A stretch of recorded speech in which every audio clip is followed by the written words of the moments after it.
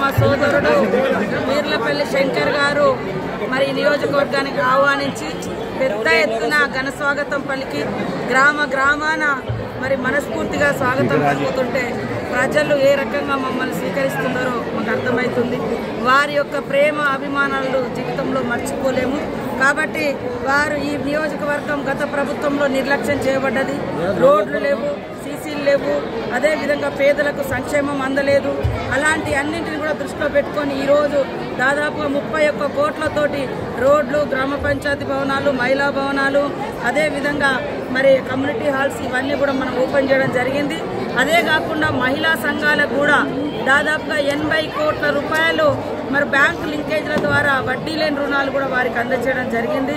మహిళల యొక్క ఎదుగుదలే సమాజ ఎదుగుదల, మహిళా అభివృద్ధి సమాజ అభివృద్ధి అని ఆనాడు డాక్టర్ బిఆర్ అంబేద్కర్ గారు చెప్పినటువంటి స్ఫూర్తితోటి సీఎం రేవంత్ రెడ్డి గారు కూడా మహిళలను పెద్ద ఎత్తున మహిళా సంఘాలలో చేర్పించాలి, 1 కోటి మంది చేయాలి, వాళ్ళని కోటీశ్వరులను చేయాలని కళలతోటి మేము ముందుకెళ్తా ఉన్నాం.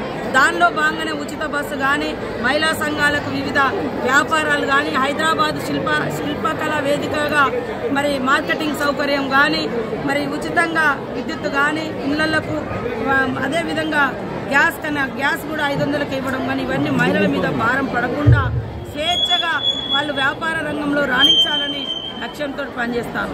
ఇవన్నీ వదిలిపెట్టి ఇవాళ బీఆర్ఎస్ వాళ్ళు చీరలు ఎప్పుడు పంచుతారు అంటున్నారు. అయ్యా, ఏడాదిలో మీరు ఒక చీర పంచారు, కానీ మేము రోజు వాళ్ళు ఎప్పుడైనా ఏ అవసరంకైనా వెళ్ళిపోతే ఉచితంగా బస్సు ప్రయాణం నడుస్తుంది. మీరు ఈరోజు 100 ఎకరాల ఫామ్ హౌస్లలో కూడా ఫ్రీ కరెంటు పెట్టుకున్నారు, కానీ పేదింటి బిడ్డలకు ఉచితంగా 100 యూనిట్లు కూడా మీరు కరెంట్ ఇవ్వలేదు. ఇవాళ మేము ఉచితంగా కరెంట్ ఇస్తా ఉన్నాం. ఆ రోజు మేము 500 ఉన్న గ్యాస్ మీరు వచ్చిన తర్వాత 1200 పెంచి వాళ్ళ దగ్గర 700 అదనంగా గుంజారు, కానీ ఈరోజు 500కే గ్యాస్ ఇస్తున్నాం.